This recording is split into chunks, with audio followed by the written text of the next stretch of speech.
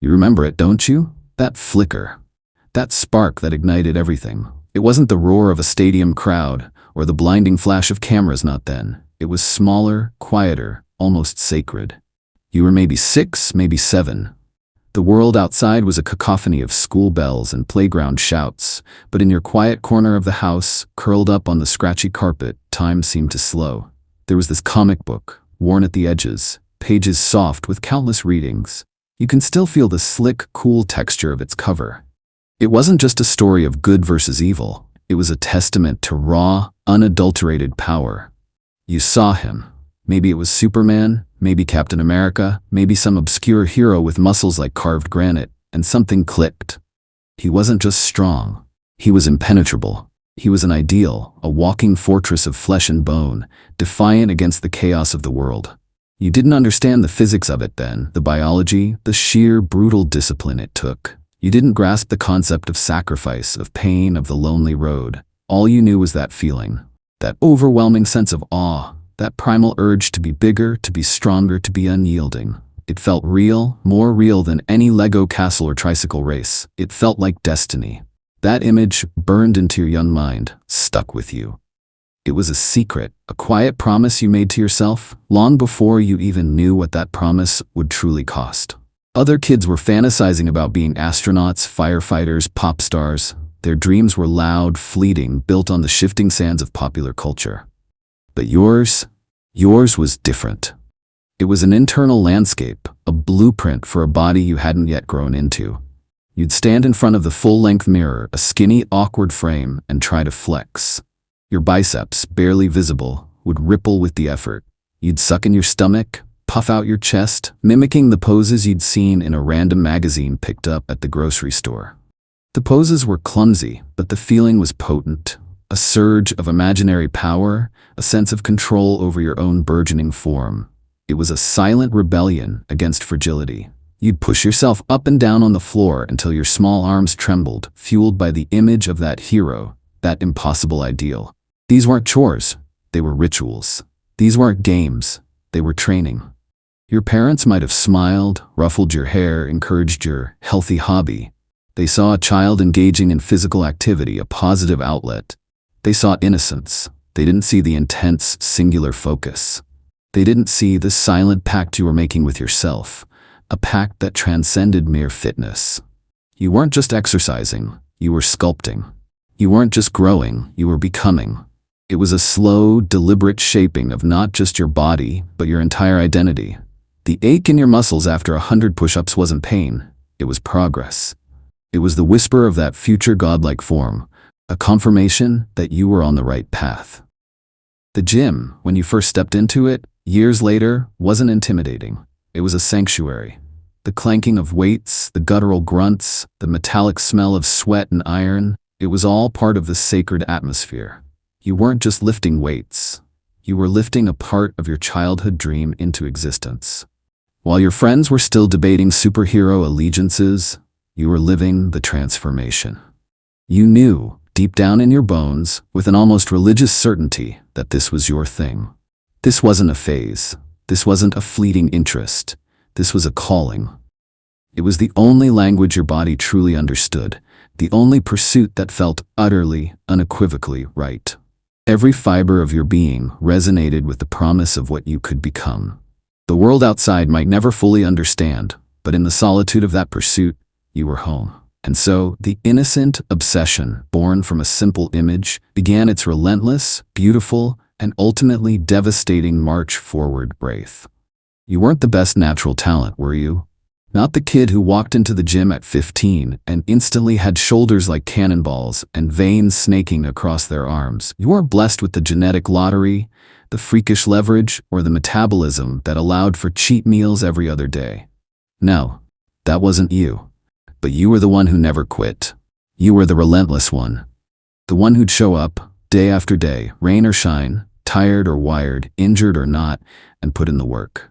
By your late teens, early 20s, you had a reputation, not for being the strongest or the biggest, but for being the most consistent. The grinder. The one who lived and breathed it. The one whose life revolved around the next meal, the next set, the next training session. You weren't the obvious choice for the spotlight, perhaps, but you were the one who'd be there at 5 a.m., long before anyone else. The one who'd stay till closing, wiping down benches and racking weights, long after the last casual lifter had ambled out. You were the one who'd eat the same bland chicken and rice for months on end, meticulously weighing every gram, measuring every ounce, while your friends gorged on pizzas and burgers. Those sacrifices? They didn't feel like sacrifices then. They felt like privileges, like secret weapons. Each missed party, each declined invitation, each solitary meal felt like a brick laying the foundation of the magnificent edifice you were building. They were temporary, you told yourself, just until you made it, just until you achieved that level. And the small wins?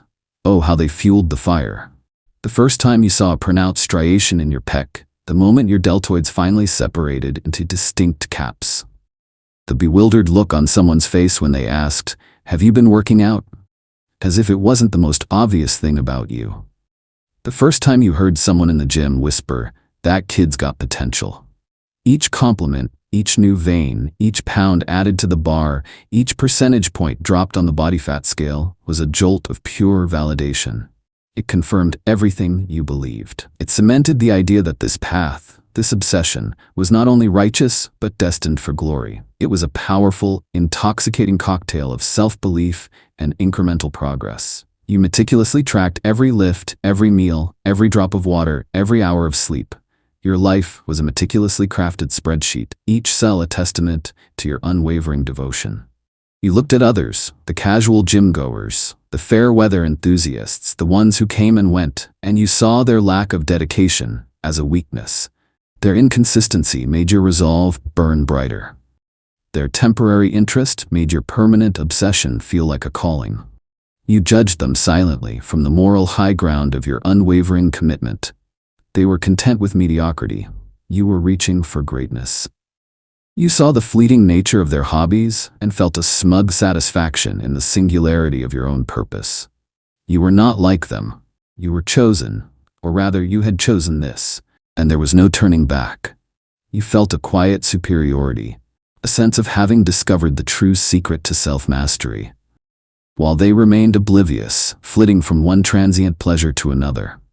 The moment you decided this was your only path wasn't a sudden explosion.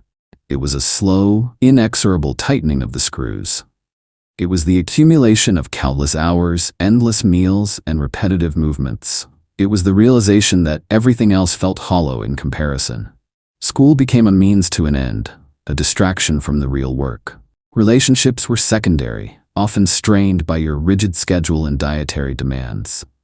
Your social life dwindled, replaced by the solitary pursuit of physical perfection. Your identity became inextricably linked to the iron. You weren't just someone who lifted weights, you were a lifter, a bodybuilder. It seeped into every conversation, every thought, every dream. The fear of quitting, the fear of failing, became far greater than the fear of the sacrifices themselves. This wasn't just a sport, it was your entire existence. You built your world brick by brick with sweat and self-denial, believing each brick was leading you higher, toward a view of utter triumph. You weren't flashy, you were obsessed, and in that obsession you found a terrifying kind of clarity. Then one day, it happens. The culmination of years of relentless grinding, of every bland meal, every agonizing set, every early morning cardio session. The breakthrough moment. You've tightened your diet to an unbearable degree, pushing your body to its absolute limit, dehydrating yourself until your skin is paper thin and every muscle fiber screams for water. You've covered yourself in layers of dark tanning solution, meticulously applied to enhance every ripple and shadow. Backstage, the air is thick with nervous energy, the smell of sweat, spray tan, and desperation. Your heart pounds a relentless rhythm against your ribs. You pump up, veins bulging, skin stretched taut over sinewy muscle. The lights hit you, blinding and intense, as you step onto the stage. The roar of the small crowd, the muffled voice of the announcer, the critical gaze of the judges, it all merges into a surreal, overwhelming experience. And then, the moment. Your name is called. First place. You step forward. A plastic trophy, surprisingly light, is placed in your hand. The flashbulbs pop, the applause swells. For a second, just one perfect incandescent second, you think, this is it. This is what it was all for. All the pain, all the loneliness, all the endless hours, it all crystallized into this one glorious, validating moment. You raise the trophy, a triumphant smile plastered on your face, a smile that feels genuine, untainted. You believe. You truly, deeply believe that this is the turning point. This is the springboard to sponsorships, to bigger shows, to the pro circuit, to the life you've meticulously sculpted in your mind for so long. You've proven yourself. You've ascended. You celebrate with a fleeting, restricted cheat meal, savoring every guilt-ridden bite, convinced that the gates have opened.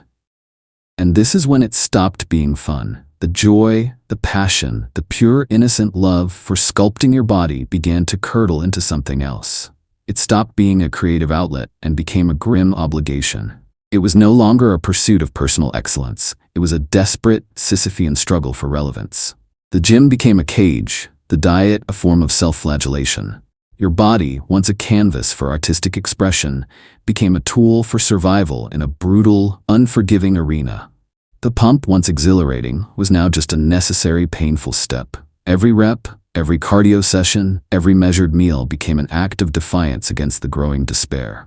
It wasn't about the dream anymore. It was about clinging to the last vestiges of a fading identity, a desperate, exhausting fight to simply exist in a world that had promised so much and delivered so little. You were no longer playing, you were surviving. You don't remember when it stopped being fun.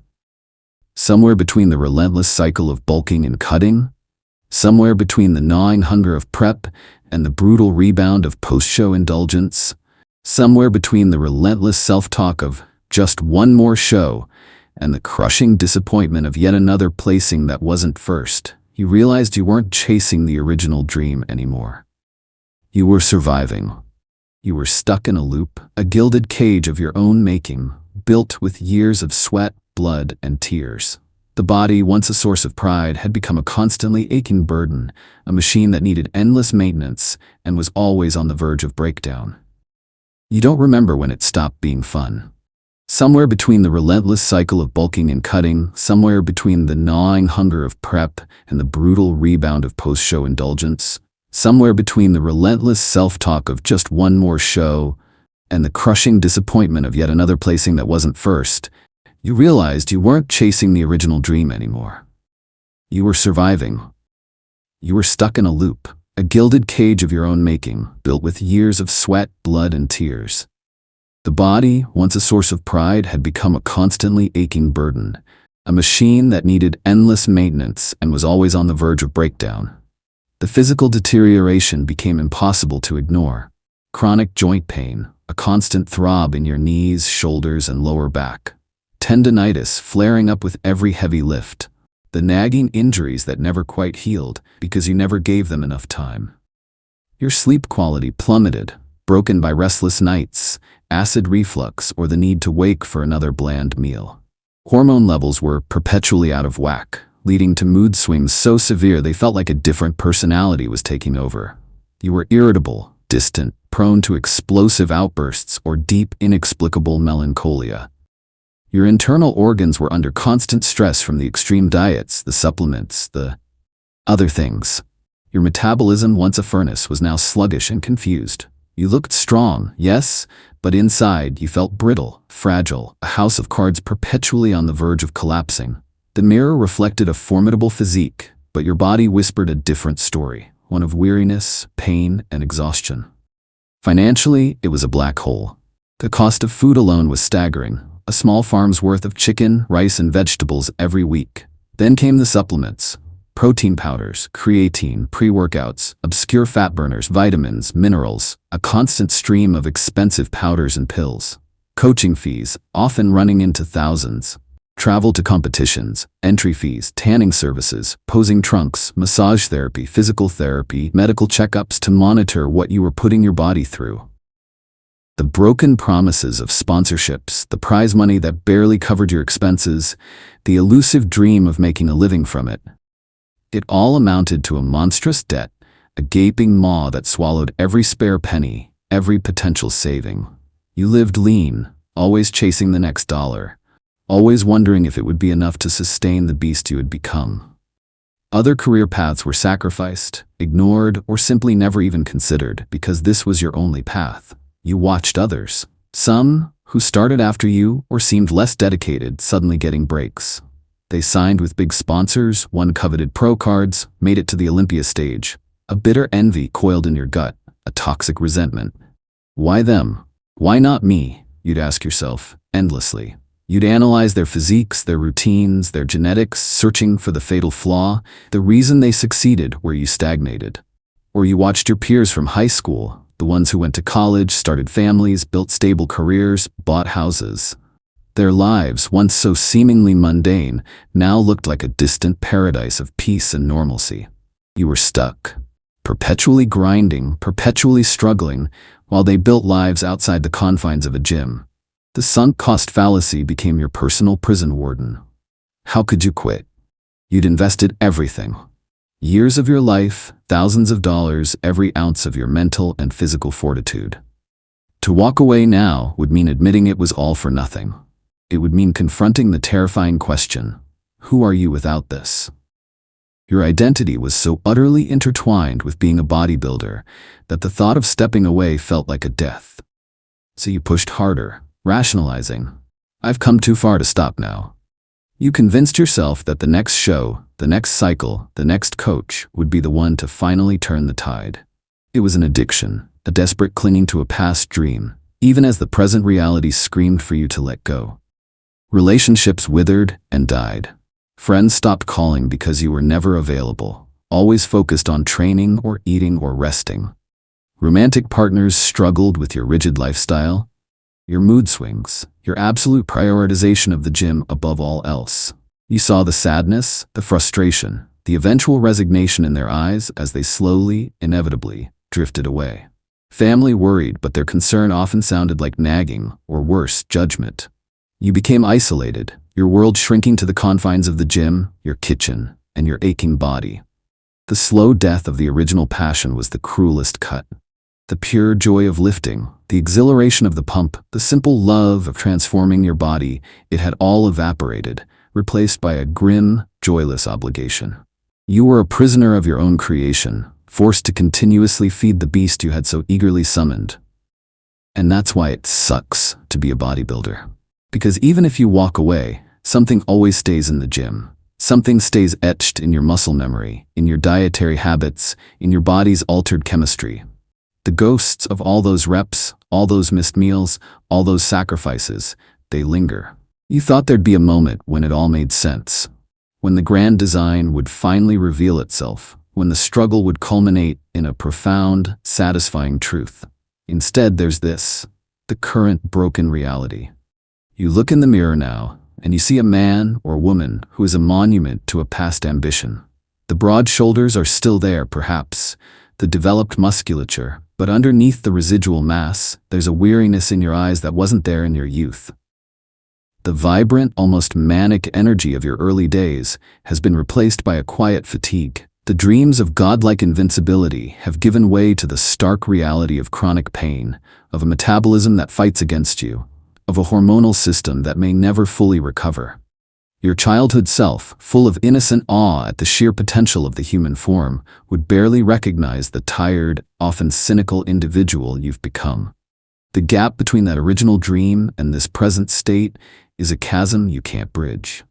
The identity crisis is a constant companion. Who are you without the rigid schedule, the relentless pursuit, the single-minded focus? You built your entire identity around this singular endeavor. Every decision, every conversation, every thought revolved around it. Now, stripped of that framework, you feel adrift, almost nameless. The world outside the gym, which you once dismissed as secondary, now seems vast and daunting. You carry the body, yes, but also the body dysmorphia, the constant self-scrutiny, the ingrained habit of comparing yourself to others. You see a casual gym goer and still analyze their physique, a reflex you can't turn off. You're an athlete without a game to play, a warrior without a battle. Still, a flicker of that old hope remains, a cruel, persistent flame. You see someone post a picture online, a new supplement, a new training method, and a part of you, the part that refuses to die, whispers, maybe just one more prep? Maybe this time it'll be different? You know better. Your mind, battered by years of disappointment, screams no. But the heart, the part that once dared to dream of impossible perfection, still holds on to the delusion. It's an addiction to the possibility, a desperate longing for the moment it all clicks into place, even when every fiber of your being knows it never will.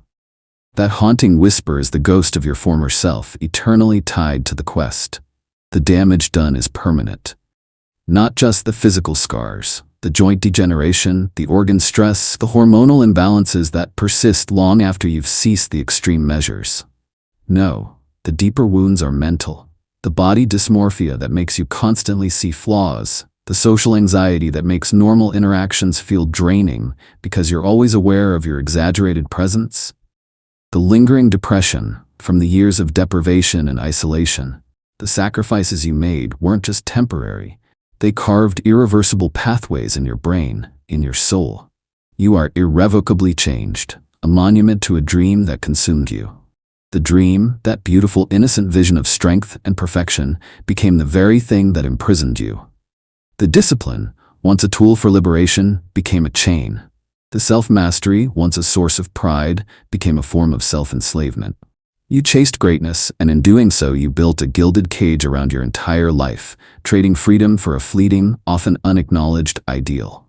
You became a prisoner of sunk costs, of identity, of a relentless, unyielding pursuit that promised everything and delivered a hollow victory. And the haunting question remains, echoing in the quiet moments: what was it all for? What was the ultimate purpose of all that pain, all that sacrifice, all that loneliness? Was it for the fleeting applause of a few hundred people? For a plastic trophy? For a body that aches and breaks down? You search for an answer, a grand revelation, a profound meaning that would justify the years lost, the opportunities missed, the relationships shattered. But there's only silence, a vast, echoing silence that is the true legacy of the dream that became a prison. This is the hidden cost, the side of the stage you rarely see. If this story resonated with you, if you understand the grind, the obsession, and the silent battles, then you're in the right place. This is Grindflix. We explore the raw, unvarnished truths behind the pursuits that define us. If you connected with this story, hit that subscribe button, leave a like, and drop a comment below. We want to hear your thoughts, your struggles, your victories. And tell us, what country are you watching from? Your engagement fuels our journey. Stick around, there's much more truth to uncover.